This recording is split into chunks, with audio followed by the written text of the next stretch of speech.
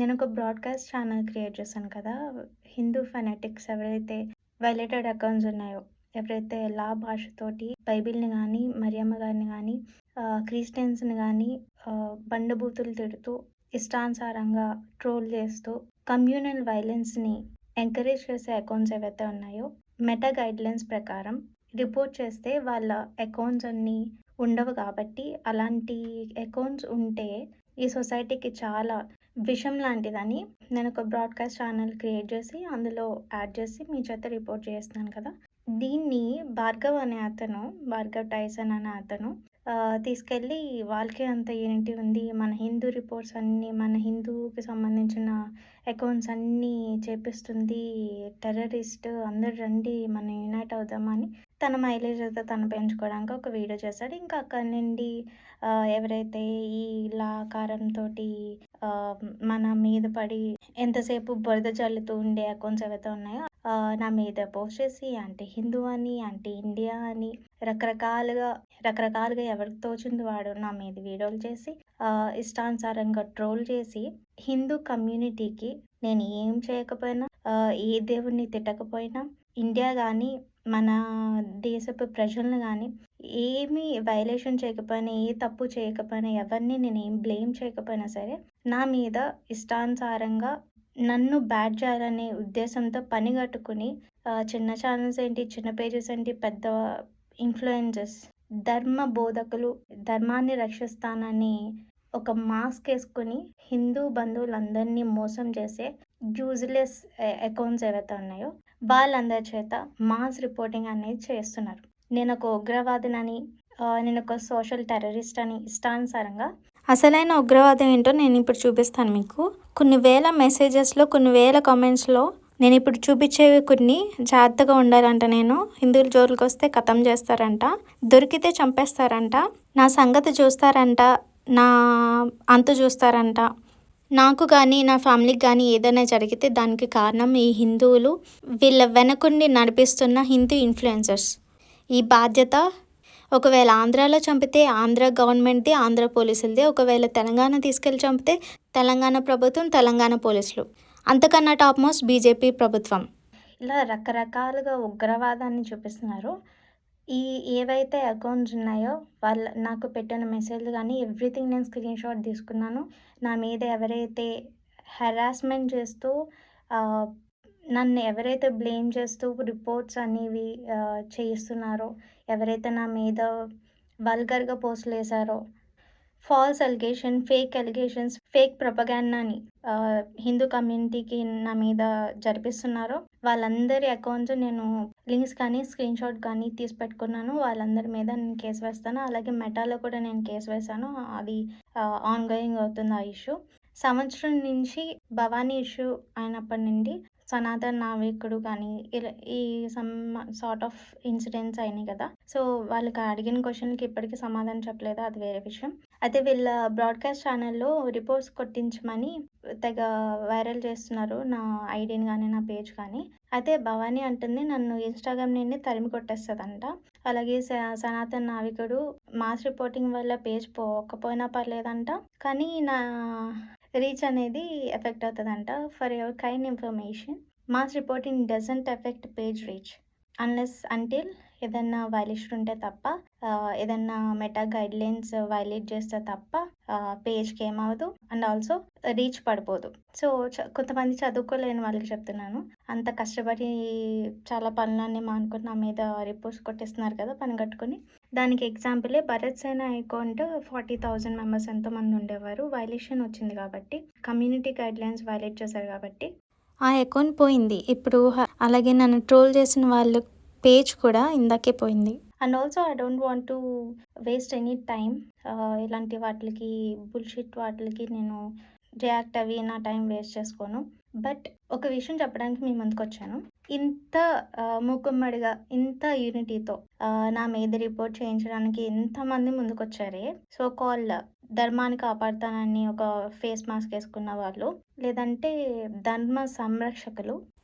నేను చూశాను వీళ్ళెవ్వరూ మొన్న నాగర్ కర్నూల్‌లో జరిగిన సంఘటన గురించి ఎవ్వరూ మాట్లాడలేదు. హిందూ అమ్మాయి గుడికొస్తే హిందువులే రాత్రంతా రేప్ చేశారంట. దాహమేస్తుందని అడిగితే నోట్లో మూత్రం పోసారంట. వీళ్ళ హిందువుల్ని వీళ్ళు కాపాడుకోలేరు. మళ్ళీ శ్రీరామనవమికి గౌడ్ మహిళల్ని గుడిలోకి రానివ్వలేదు. మేము గుడికి ఎప్పుడు సంవత్సరానికి వెళ్ళినట్లు అట్లనే కుంకుమార్చానికి వెళ్ళినాము. మైకులు అలో వేస్తే వెళ్ళినందుకు అక్కడికి వెళ్ళిన తర్వాత మాకు మీ సంఘం వాళ్ళు ఇక్కడ ఉండద్దు గౌడ్స్ వాళ్ళని నాకు పంతులు గారు వచ్చి మాకు చెప్తే మేము ఎందుకు ఉండద్దు అని అంటే, లేదు మీరు వెళ్తేనే పూజ చేస్తారట లేకుంటే వేయరట అంటే, మరి ఇంతమంది 100 మందిలో మమ్మల్ని ఒక 10 మందిని బయటకు పంపిస్తే మాకు ఎంత బాధ అనిపిస్తుంది. గుళ్ళెకించి బయటకు వెళ్ళిపోతే ఎంత అందరి ముంగట ఎంత షేమ్ మాకు. మేము ఏం తప్పు చేసినాము. ఎంతమంది దీని గురించి మాట్లాడారు? సోకాల్ ధర్మరక్షకులు, ధర్మబోధకులు. మీ హిందూ అమ్మాయి మీ హిందూ గుడికొస్తేనే కాపాడుకోలేని మనుషులు మీరు మీ ధర్మాన్ని ఏం బోధిస్తున్నారు? మీరు మీ ధర్మాన్ని ఏమి సంరక్షిస్తున్నారు? ఒక్కడైనా దీని గురించి మాట్లాడతారేమో, ఫైట్ చేస్తారేమో, మీ వాళ్ళని మీరు కాపాడుకుంటారేమో అని అనుకున్నాను. కానీ ధర్మ బోధకులు, ధర్మ సంరక్షకులు అని ట్యాగ్లైన్ పెట్టుకొని హిందూ బంధువుల నుంచి అనైతికంగా డబ్బులు దండుకోవడం, ఓట్లు అడుక్కోవడానికి తప్ప వీళ్ళు ఎందుకు పనికిరారు. హిందూ బంధువులారా ఎవరైనా చూస్తే వినండి. మతాన్ని అడ్డు పెట్టుకుంటారే కానీ మీకు ఏదన్నా ఆపద వచ్చినప్పుడు కానీ, సహాయం కావాలనుకున్నప్పుడు కానీ వీళ్ళు ముందుకు రారు. ఇప్పటి వరకు రాలేదు కూడా, ఇప్పటి వరకు రారు కూడా. ఎందుకంటే అందరు రిపోర్ట్స్ మీద రిపోర్ట్స్. ఇంకా నేను నిజంగా యాంటీ హిందువులాగా పోస్ట్ చేశానా, నిజంగా ఇండియాకి వ్యతిరేకంగా పోస్ట్ చేశానా, నిజంగా హిందువులకి వ్యతిరేకంగా పోస్ట్ చేశానా, నేను ఏ దేవుడినైనా తిట్టానా, నేను ఏ దేవుడినైనా బ్లేమ్ చేశానా, ఎవరినన్నా వివక్షతోటి మాట్లాడి అసభ్యంగా మాట్లాడానా, ఇవేం చెక్ చేసుకోవట్లేదు. ఇంకా రిపోర్ట్ కొట్టమంటే ఇంకా అందరూ నా ఫ్రెండ్స్ తోటి చేయించాను, 80-30 మందితో చేయించాను, మీరు కూడా చేయండి అని నన్ను ట్యాగ్ చేసి నాకు వీడియోలు పంపించడం కానీ, నా మీద వీడియోలు చేయడం కానీ. హిందువులారా వినండి. వాళ్ళ సొంత లాభం కోసం, వాళ్ళ పొలిటికల్ ఎజెండా కోసం ఎవరైతే ఈ ధర్మ రక్షకులు, ధర్మ బోధకులు అని చెప్పుకుంటున్నారో వాళ్ళకి జీరో నాలెడ్జ్. నిజంగా అంత మ్యాటరే ఉంటే వాళ్ళ పుస్తకాలు తిరిగేసి వాళ్ళ ధర్మాన్ని బోధించుకుంటారు. ధర్మం అనే పేరు చెప్పుకొని మిమ్మల్ని క్రిస్టియన్స్ మీదకి, ముస్లింల మీదకి పంపిస్తూ కమ్యూనల్ వైలెన్స్ని రేకెత్తించడం, ప్రవోక్ చేస్తూ మాట్లాడడము, ఒకరిని ట్రోల్ చేస్తూ మీకు హేట్రెడ్ని పెంచడము మా మీద కానీ, ముస్లిమ్స్ మీద కానీ తప్ప వీళ్ళు ఏమీ చేయరు. ఫోన్పేలు నెంబర్స్ పెట్టుకుంటారు, మీ మతాన్ని అడ్డు పెట్టుకుని ఎలక్షన్స్ వచ్చినప్పుడు ఓట్లు అడుక్కుంటారు. ఎవరైతే మీ ధర్మాన్ని రక్షిస్తాను అని అనుకున్న వాళ్ళు చూడండి, అందరూ పొలిటికల్ బ్యాక్గ్రౌండ్లోనే ఉంటారు. అందరూ పాలిటిక్స్ ఉంటారు, పాలిటిక్స్లో ఎంటర్ అయ్యి ఉంటారు, ఎంటర్ అవ్వడానికి రెడీగా ఉంటారు. ఇప్పటికే ఇలాంటి వాళ్ళు అందరూ దేశాన్ని సర్వనాశనం చేశారు. నిజమైన హిందువులు చాలా మంచిగా ఉంటారు, చాలా మంచిగా మాట్లాడతారు. నాకు చాలామంది ఫ్రెండ్స్ ఉన్నారు, వాళ్ళకి నేనంటే చాలా ఇష్టం, నాకు వాళ్ళంటే చాలా ఇష్టం. వాళ్ళు ఇలాంటి వాళ్ళని చూసి అసహ్యించుకుంటారు, వాళ్ళు నా ముందే వాళ్ళని తిడతారు మా ఫ్రెండ్స్లో. దయచేసి ఇలాంటి మత పిచ్చిని ప్రేరేపించే మనుషులకి, అకౌంట్స్కి దూరంగా ఉండండి. ఎవరైతే దేవుని పిచ్చిలో ఉండి మీ దేవుణ్ణి, మీ ధర్మాన్ని, వాళ్ళ ధర్మాన్ని ఏదైతే మీ ధర్మాన్ని బోధిస్తారో వాళ్ళని ఫాలో అవ్వండి. మంచిని చేయండి, మంచిని ప్రేరేపించే వాళ్ళని ఫాలో అవ్వండి. నా వీడియో స్టార్ట్ అయినప్పటి నుండి చూస్తున్నాను, మీరే నానా రకమైన బూతులతో నన్ను ట్రోల్ చేయడం స్టార్ట్ చేశారు. ఇష్టానుసారంగా ఆడపిల్లని చూడకుండా నన్ను అరెస్ట్ చేయమన్నారు, ఇంకేంటంటో చేశారు. బట్ నేను ఎప్పుడు ఎంత ప్రవోక్ చేసినా కానీ నేను ఇప్పటి వరకు నోరు జారలేదు, జారను కూడా. ఏ దేవుడిని తిట్టను, బ్లేమ్ చేయవలసిన అవసరం లేదు. ఒకరిని ద్వేషించమని మా బైబిల్ కానీ, మా దేవుడు కానీ మాకెప్పుడూ నేర్పించలేదు. ఒకరిని అసభ్యంగా తిట్టడం కానీ, బూతులు తిట్టడం కానీ, అసభ్యంగా కామెంట్లు చేయడం కానీ మాకు నేర్పలేదు, మేము చెయ్యం కూడా. దేవుడి పిచ్చిలో ఉండండి పర్లేదు, కానీ మతం పిచ్చిలో ఉండొద్దు దయచేసి. మత పిచ్చితో రగిలిపోయిన ఎన్నో కంట్రీస్ అన్నీ తగలపడిపోయాయి, అన్నీ నాశనం అయిపోయాయి, తిండి కూడా దిక్కులేకుండా సర్వనాశనం అయిపోయాయి. మిమ్మల్ని రెచ్చగొట్టే పొలిటీషియన్స్ కోట్లు సంపాదించుకొని బాగా బతుకుతారు తరతరాలు.